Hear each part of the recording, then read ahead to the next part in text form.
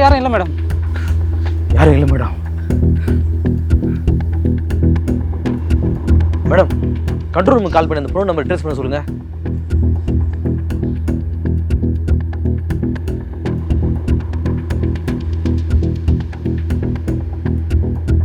Hello, நான் inspector Joshi பேசுகிறேன்.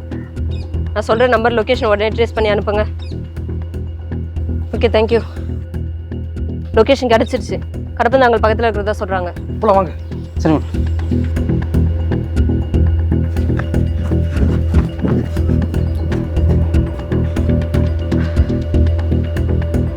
இங்கே தான் அந்த பொண்ணோட சிக்னல் கடைசியாக கட்டாக இருக்கு.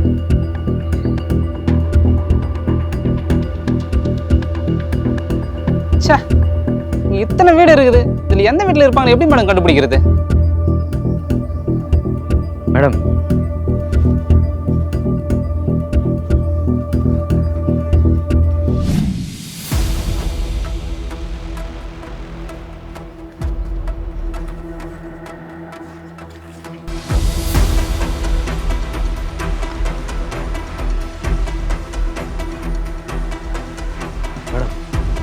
ரெடியா இருங்க.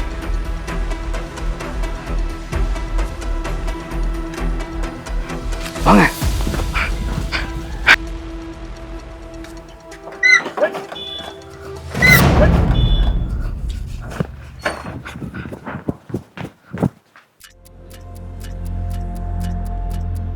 டேய், அதே இடத்துல இல்லைங்க. ஒரு ரெட்டி முன்னாடி எடுத்து வச்சிங்க, அத்து போட்டுருவேன். வேணாம் திவாகர், தப்பு மேல தப்பு பண்ணிட்டு இருக்க. என்ன யோசிக்கிற? நீ யாருன்னு எனக்கு எப்படி தெரியும் தானே? நீ யாருன்னு எனக்கு தெரியும். ரைட்டர் எதுக்காக கொலை பண்ணணும்னு எனக்கு தெரியும். வேணாம், விட்டுடு. நான் யாருன்னு உனக்கு தெரிஞ்சா என்ன, தெரியல எனக்கு என்ன? எனக்கு இவ சாவணும். என் சந்தோஷமான வாழ்க்கையை கெடுத்த இவ சாவணும். சாவடி. சுடுங்க மேடம்.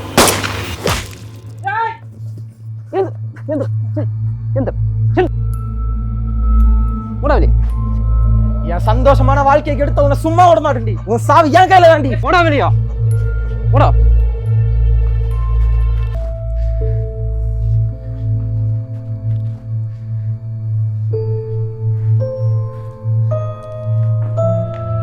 உங்களுக்கு எதுவும் ஆகலைல்ல?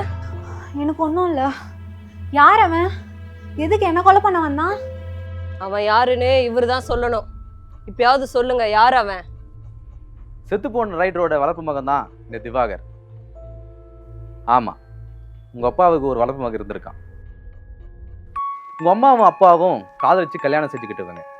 2 பேரும் வெவ்வேறு ஜாதி அப்படிங்கிறதுனால அவங்கள பிரிச்சுட்டாங்க. உங்க அம்மா எவ்வளோ முயற்சி பண்ணி பார்த்தும் உங்க அப்பாவை பார்க்க முடியல. அது காரணம் உங்க அப்பாவை சுற்றி இருந்த சொந்தக்காரங்க.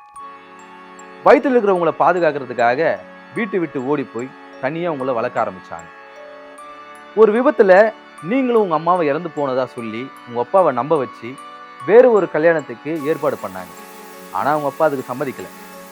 தன்னுடைய தனிமையை போக்கிறதுக்காக ஒரு அனாதை பையனை தத்தெடுத்து வளர்க்க ஆரம்பித்தார். காலப்போக்கில் அந்த அனாதை பையன் தவறான செயல்களை போக ஆரம்பித்தான். ஆனால் தனக்கு யாரும் இல்லை அப்படிங்கிறதுனால அந்த ரைட்டர் அதை பற்றி பெருசாக கண்டுக்கலை. தன் வளர்ப்பு அப்பாவுடைய சொத்துக்கள் எல்லாம் தனக்கு தான் வரும்னு நினச்சிட்டு இருந்தான் அந்த வளர்ப்பு மகன். ஆனால் அந்த நேரத்தில் தான் உங்களுடைய வருகை. தன்னுடைய சொத்துக்கள் எல்லாம் தன்னுடைய உண்மையான மகளுக்கு தான் போகணும் அப்படின்னு நினைச்சாரு உங்க அப்பா.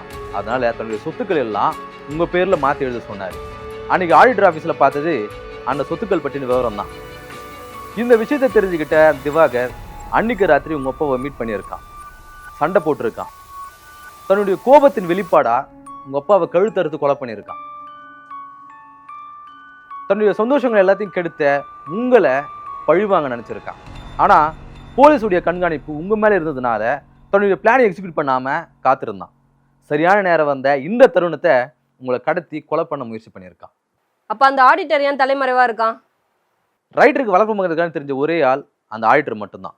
அதனால தான் அந்த ஆடிட்டரை கொலை பண்ண நினைச்சிருக்கான். ரைட்டர் கொலை செய்யப்பட்ட அந்த ராத்திரி ஆடிட்டருக்கு சந்தேகம் வந்திருக்கு. அதனால தான் யாருக்கும் சொல்லாம அவன் தலைமறைவாயிருக்கான். ஓ,